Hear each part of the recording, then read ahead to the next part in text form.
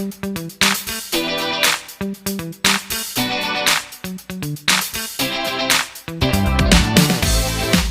dan selamat pagi semua. Diharap di dalam kita beribadah untuk hari Minggu ini kita tidak ada halangan di mana saja kita berada, dan puji Tuhan karena Anda dapat mendengar khotbah saya sekali lagi di dalam tempat ini.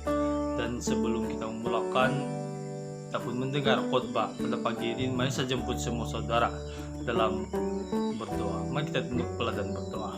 Tuhan kami Yesus Kristus, Allah kami yang hidup, saat ini kami ingin mendengarkan firman Engkau Tuhan. Kami mohon supaya Engkau bersama-sama kami, kuasa Roh Kudus-Mu Tuhan, menaungi kami saat ini. Engkau memberkati kami, membuka minda dan hati kami, agar segala yang kami belajar pada saat ini Tuhan, kami terus mendapat inisiatif yang baru, kami mendapat pengharapan yang baru di dalam nama Engkau. Di dalam tengah pandemi ini Tuhan, kami mohon supaya Engkau senantiasa menjaga iman kami, agar kami dapat bersama-sama Engkau pada akhir zaman. Hanya dalam Tuhan kami Yesus Kristus, Allah kami yang hidup, kami telah berdoa dan mengucap syukur. Amin. Nah, saudara-saudari, teks untuk pagi ini diambil daripada Kisah Para Rasul pasal 16. Nah, diambil daripada Kisah Para Rasul 16 ayat yang ke-14 sehingga 16, serta yang kedua diambil daripada ayat 31 sehingga 36. Nah, diambil daripada Kisah Para Rasul pasal 16 ayat 14 sehingga yang ke-16, dan yang kedua 31 sehingga 36. Dan saya bacakan dalam terjemahan bahasa Malaysia. Ayat yang ke-14. Salah seorang pendengar kami bernama Lydia, pedagang kain ungu yang mahal. Dia berasal dari Tiatira dan dia mengasihi Allah. Oleh itu Tuhan membuka pikirannya sehingga dia menyambut ajaran Paulus. Lydia dan sesi keluarganya dibaptis. Setelah itu dia menjemput kami ke rumahnya. Dia berkata, jika saudara-saudara yakin bahwa saya benar-benar percaya kepada Tuhan, marilah menumpang di rumah saya. Dia mendesak supaya kami pergi ke rumahnya. Pada suatu hari kami sedang pergi ke tempat orang berdoa. Apabila kami berjumpa dengan seorang hamba wanita, dia dirasuk oleh roh jahat yang membolehkan dia meramal peristiwa yang datang. Dengan meramalkan nasib orang, dia mendatangkan keuntungan yang besar bagi pemilik-pemiliknya. Nah, ayat yang kedua. Paulus dan Silas menjawab, percayalah kepada Tuhan Yesus, lalu kamu akan diselamatkan, kamu dan sekeluarga kamu. Lalu Paulus dan Silas menerangkan firman Tuhan kepada ketua penjara itu dan kepada semua orang di rumahnya. Pada malam itu juga ketua penjara itu membawa mereka ke suatu tempat dan membasuh luka-luka mereka. Lalu dia dan keluarganya dibaptis. Kemudian dia membawa Paulus dan Silas ke rumahnya, lalu memberi mereka makanan, dan ketua penjara itu dan keluarganya bersukacita karena mereka sekarang percaya kepada Allah. Keesokan harinya, pegawai-pegawai kerajaan Roma menyuruh pegawai-pegawai polis ke penjara untuk menyampaikan perintah supaya Paulus dan Silas dibebaskan. Ketua penjara itu memberitahu Paulus, pergilah dengan sejahtera karena pegawai-pegawai kerajaan sudah memberikan perintah supaya Tuhan berdua dibebaskan. Nah, demikian pembacaan. Nah, saudara-saudari, tema kita untuk bulan Januari ini atau bulan 1 ini yaitu keluarga. Oke, yaitu keluarga, dan subtema untuk pagi ini, keluarga yang percaya menjadi berkat. Keluarga yang percaya menjadi berkat. Nah, saudara-saudari, keluarga yang percaya menjadi berkat. Kalau kita melihat perjalanan Rasul Paulus dalam Kisah Para Rasul, saudara-saudari, apabila dia sampai ke Filipi, cabarannya telah bertambah. Dan kalau kita lihat, Rasul Paulus telah dipenjarakan pembacaan sebelumnya. Kalau kita membaca daripada pasal 16 dari ayat pertama sehingga ayat yang ke-36, kita boleh melihat rentetan peristiwa di mana hamba Tuhan itu cabarannya ada di mana-mana. Bagaimana Rasul Paulus menyentuh hati para siapa saja yang dekat dengan mereka akan tertarik dengan kata-kata Paulus tentang perkabaran Tuhan Yesus, tentang perkabaran berita baik, yaitu perkabaran keselamatan. Nah, di sini ada dua hal yang kita dapat belajar. Nah, yang pertama, siapakah keluarga ataupun dua pribadi yang menjadi berkat dalam cerita ini? Oke, nah yang pertama kita melihat dalam keluarga Lydia. Nah, keluarga Lydia ini adalah, kalau menurut dalam pembacaan, dia seorang pedagang kain ungu di Filipi dan berasal daripada Tiatira. Nah, kalau kita lihat keadaan perempuan ini, status perempuan ini, seorang penjual kain ungu. Nah, mungkin kalau sekarang seorang penjual kain mungkin yang berstatus yang biasa-biasa saja, ataupun kita menjual kain karena kita kekurangan. Tapi kalau menurut tafsiran Lydia ini, mungkin dia seorang yang berada, karena kain ungu itu tidak dapat dibeli orang-orang biasa saja, tetapi dibeli oleh orang-orang seperti orang-orang yang berada, pembesar, dan juga mungkin orang-orang yang kaya. Jadi bagaimana kasih Lydia tertarik dengan perkawinan berita baik ini? Nah, kalau kita ingat di dalam pembacaan tadi, ada satu masa di mana Rasul Paulus dan rekan-rekannya pergi ke sungai untuk hari Sabat untuk mereka bersembahyang. Di sana Lydia melihat Rasul Paulus dan rekannya yang bercakap-cakap dengan perempuan lain. Jadi mendengar firman Tuhan, perkabaran itu, Lydia tertarik dan juga dia ingin si keluarganya untuk dibaptis karena dia mau menjadi pengikut Yesus, murid Yesus. Jadi apabila Lydia telah dibaptis dan dia sangat memaksakan Rasul Paulus dan rekan-rekannya untuk Rasul Paulus untuk ikut, untuk makan, untuk singgah di rumahnya, yaitu Lydia. Kenapa, saudara-saudari? Sebab Lydia merasakan bahwa dia merasa terbeban, merasa bahwa Rasul Paulus itu dan rekan-rekannya perlu dia layani, karena dipercaya Rasul Paulus dan rekan-rekannya itu seorang hamba Tuhan yang sangat-sangat luar biasa, yang sangat-sangat melayani dan juga memberitakan keselamatan itu di mana saja.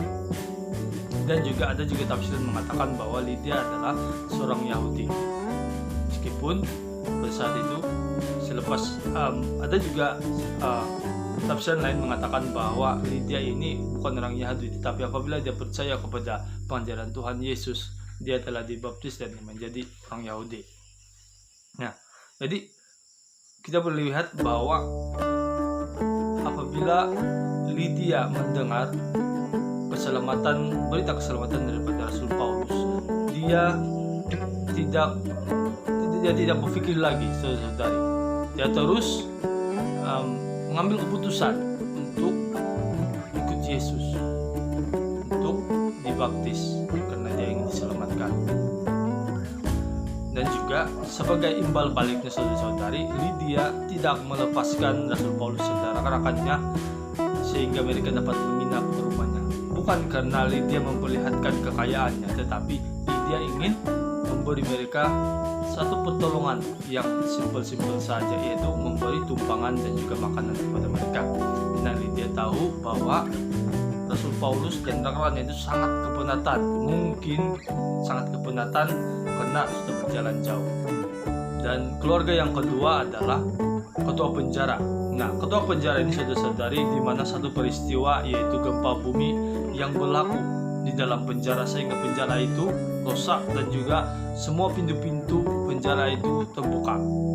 Dan apabila pegawai penjara itu melihat keadaan itu, dia menghunuskan pedang dia dan dia ingin bunuh diri karena dia takut bahwa apabila semua perbantuan yang ataupun Rasul Paulus dan rekan-rekannya terlepas, bantuan itu mungkin dia akan diberi bahwa dia akan dihukum, dia akan diberhentikan kerja atau sebagainya. Tapi sebelum dia berjaya menghunuskan menikam tubuh dia sendiri, Rasul Paulus telah memanggil bahwa jangan bunuh diri, kayu masih ada di sini. Dan itu menunjukkan satu tarikan nafas mungkin kepada ketua penjara bahwa saya sudah selamat. Jadi pada masa yang sama ketua penjara itu percaya bahwa keadaan itu berlaku mungkin disebabkan semasa dia mendengarkan Rasul Paulus bernyanyi memuji Tuhan di dalam penjara itu, mungkin dia terbuka hati untuk percaya bahwa mungkin itu Tuhan mereka. Dan juga pada saat itu juga ketua penjara itu terbuka hati untuk ingin dibaptis dan ingin mendengar lebih dalam lagi apakah pengajaran Tuhan Yesus itu sebenarnya, bagaimana Tuhan Yesus itu boleh menyelamatkan mereka. Jadi selepas dibentikan cerita, selepas itu ketua penjara itu terus ingin menjadi pengikut Yesus dan mereka dibaptis seisi keluarga mereka, dan Rasul Paulus dibawa ke rumah mereka serta memberi mereka makan dan juga sedikit beberapa keperluan Rasul Paulus. Nah, saudara-saudari, apakah penerapan yang kita dapat belajar pada pagi ini? Nah, apakah pesan langsung yang kita dapat belajar daripada teks ayat yang ke-14 sehingga 16 dan juga 31 sehingga 36. Nah, yang pertama saudara-saudari, hal yang kedua kita dapat belajar di dalam penerapan ini ialah beberapa keluarga yang telah menerima Yesus, mereka otomatis menjadi berkat kepada Rasul Paulus serta rekan-rekannya. Nah, dengan pertama mereka memberi tumpangan kepada Rasul Paulus serta rekan-rekannya, dan juga bukan tumpangan saja, bahkan makanan dan juga segala keperluan yang diperlukan oleh mereka telah diberikan kepada Rasul Paulus. Hal yang kedua kita dapat belajar dalam penerapan ini saudara-saudari, kita boleh melihat bahwa apabila kita menjadi berkat ataupun Tuhan membuka hati kita untuk menjadi berkat, kita berikan apa saja yang kita mampu untuk membantu orang-orang pelayanan, ataupun seperti Rasul Paulus yang memerlukan mungkin tempat tinggal, mungkin memerlukan rekan-rekan pelayanan baru, kita harus memberikan mereka. Nah, hal yang kedua kita dapat belajar tentang pandemi COVID-19, kita harus melihat jauh ke depan. Kita harus melihat siapa saja yang memerlukan bantuan kita, dan kita boleh melihat siapa saja yang tidak ada kerja, siapa saja yang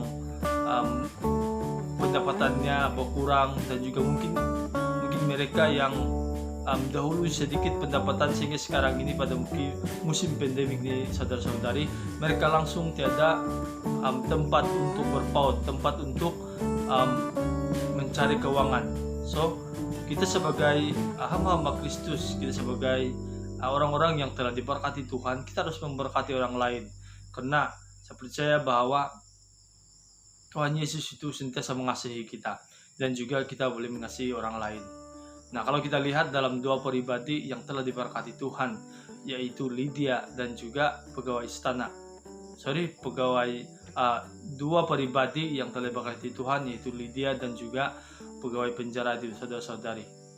Oleh karena rahmat Tuhan, di dalam peristiwa gempa bumi yang ada di penjara itu, semua bantuan tidak terlepas, tetapi dia telah diberikan peluang untuk datang kepada Tuhan, untuk dibaptis di dalam nama Yesus Kristus serta menerima keselamatan. Saudara-saudari, saya tidak ingin memanjangkan renungan atau khotbah pada pagi ini. Cukuplah bahwa Tuhan Yesus menyayangi Anda semua, dan Tuhan Yesus berserta Anda semua. So, di dalam pandemi COVID-19 ini, mari kita jaga-jaga keselamatan kita jaga kebersihan, kita jaga jarak, dan kita jaga kita. Tuhan memberkati kita semua. Mari kita tunduk kepala dan berdoa. Tuhan kami Yesus Kristus, Allah kami yang hidup, saat ini kami mengucap syukur kepada Engkau, segala rahmat yang Kau berikan, segala berkat yang Kau berikan kepada kami. Saat ini Tuhan, kami mengucap syukur sekali lagi karena Engkau bersama-sama dengan kami memberkati kami dan menutup bungkus keluarga kami. Tuhan Yesus berikan kekuatan kepada mereka yang saat ini yang berada di dalam keadaan yang kekurangan, yang tidak berkecukupan. Tuhan Yesus Engkau berkati mereka, berikan mereka hikmat kebijaksanaan apapun yang mereka lakukan. Begitu juga Engkau berkati segala jemaat yang telah mendengar renungan atau khotbah pada pagi ini. Semoga Tuhan hari-hari mereka terus berada di dalam tangan Engkau, dalam pelindungan Engkau.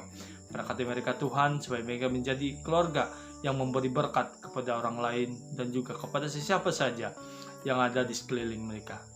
Dan semuanya Tuhan kami serahkan dalam nama Engkau, hanya dalam nama Tuhan kami Yesus Kristus, Allah kami yang hidup. Kami telah berdoa dan mengucap syukur. Amin. Terima kasih yang mendengar perkongsian dan renungan pada pagi ini. Tuhan Yesus memberkati kita semua.